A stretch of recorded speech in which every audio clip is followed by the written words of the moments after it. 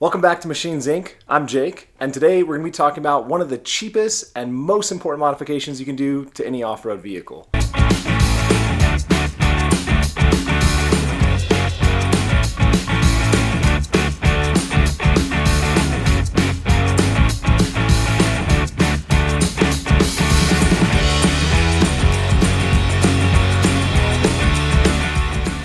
What's up guys, and welcome back to the channel. Today I want to talk about water crossings. So we all know it's super fun when you're off-road to splash through a puddle or go through a river in your off-road vehicle. And today I want to go over everything that you need to do to your vehicle to get it ready to rock and roll for those off-road situations. So first and foremost, whenever you do come to a water crossing, you need to check its depth and make sure that your vehicle can get through there. The number one thing that I would say to base that off of is you need to locate the air intake for your engine on your Jeep or 4x4 and see how high that is in the vehicle, and that would be the max depth that you could cross. So on my Jeep, for instance, the air intake is right about here with this body line, so I know I don't want to go in any water deeper than that body line. Now the reason for that is if you're going to suck any water into the engine, that will hydrolock it, completely destroy your motor, and that's going to be a bad day. But past that, there's a lot of other items that when you dunk them under the water can cause some issues. So today we're going to be going over and taking a look at extending all the breathers on the vehicle. So the breathers on your Jeep will be located in most areas that have oil. So this would be your differentials, your transfer case, your transmission. And what these breathers are for is as components in the vehicle heat up or cool down, such as like your differentials, they're going to heat up as you begin to drive and those gears mesh together. That heat is going to expand the air and oil in that differential, and the breather just allows the pressure to equalize with the outside air as well as inside the differential. Now, factory breathers are going to be pretty small and normally located not far off from where the component resides. So I know, for instance, like some Toyotas, the breather for that diff is on the diff itself. So if you were to go through a water crossing with that breather on the diff, that breather is essentially an open hole to the atmosphere. If you submerge that underwater, it's going to allow water to rush into that breather. You're going to fill your differential with water, and that's going to mix with the gear oil, and that can destroy the gears in your differential. So obviously that's something we want to avoid. So to completely eliminate the risk of getting any water into any of your important components like your differential, transfer case, or transmission, we're going to raise the point of those breathers as high as possible, so that way when you're going through a water crossing, water has no way of entering any of those components. So another rule of thumb we can take a look at is you do want to raise your breathers as high as possible, but you want to try to aim to get your breathers at the same height as the intake of your engine, and then that way you have the same depth for all components as far as how deep you can go in the water. So moving on to extending these breather lines, the most common way to do it is going to be to grab some fuel line. You're going to connect that onto the breather at the component, and then route it up to a high location as high as you can, and then put a dust cap on the top of it. Most vehicles are going to use 1/4 inch. So this is just 1/4 inch fuel line that we're going to use today to extend some of these breathers.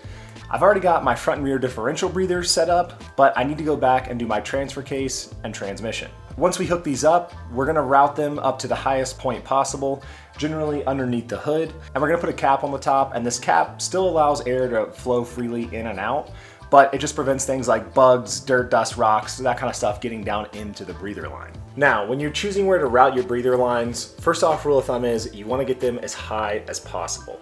Generally, as I mentioned before, you want to get them at least up to the level of your intake, and that way you just know you have a strict baseline of the deepest you can go into any water crossing. A lot of people will pull their breathers up into the engine bay. That's going to be the most common area. For instance, here I have my front differential breather that's brought up into the engine bay and looped around. My rear, for instance, I didn't want to run line all the way from the back of the vehicle to the front, so I actually have that one mounted up inside the gas cap. Now, the gas cap is slightly lower than what my air intake for the engine is, so that does lower the baseline of how deep of water I can go through in the Jeep. But honestly, if I'm getting water up above the gas cap, that's pretty darn deep, and I probably don't need to be there anyways. Now, when you route your breathers up into the engine bay, it doesn't really matter where you put them. You just want that breather to be out of the way of other components. Make sure it's not going to be near anything too hot that might melt the line.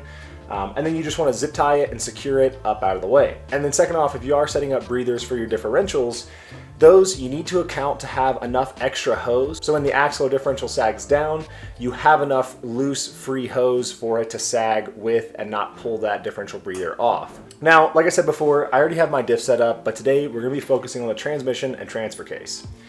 The transmission on here, it's a little bit tricky to get to the actual port in which the breather hose mounts, as it's on the very top of the bell housing. If you really cram your hand all the way up on top of the transmission, you can feel it.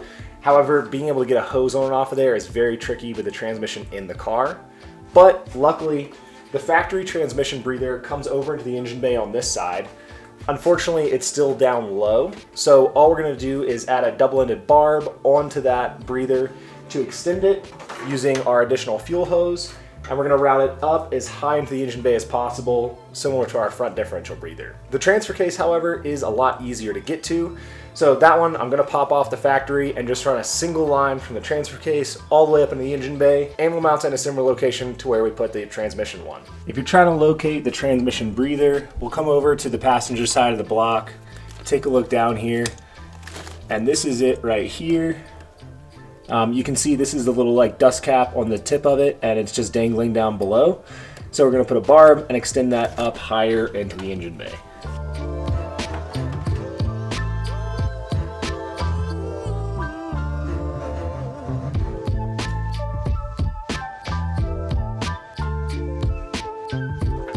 Now that I've gotten this breather line routed how I want, I'm going to cut it to the proper length and add the dust cap / differential breather to the end.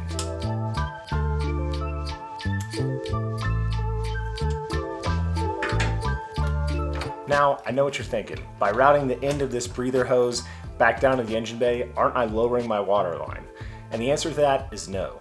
Essentially, we're creating a pocket of air up in the very top of that line, so if you did actually go above your water line and dunk the tip of that breather hose under the water, theoretically that air pocket up top should help prevent water from getting sucked in.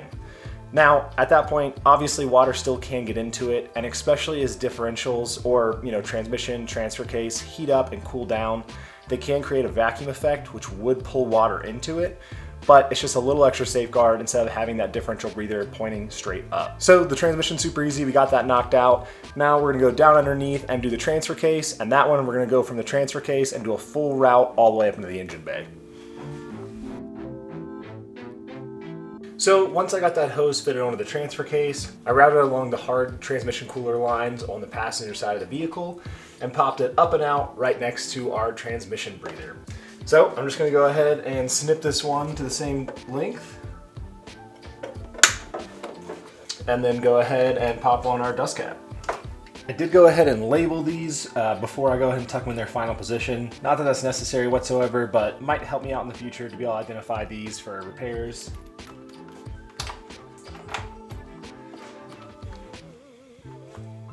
Alright guys, so we got those lines all routed and we are good to go. All in all, I think this cost me about 20 bucks total for the fuel lines and those dust caps, and I'll link those down below if you guys want to grab some. But all in all, it is some really cheap insurance to be able to not grenade your transmission or a differential if you are going to do any water crossings. And if you're not going to do this before doing some water crossings, at least hop underneath your car, take a look at where your breathers are and how high they are, and then you know how deep of water crossings you can do.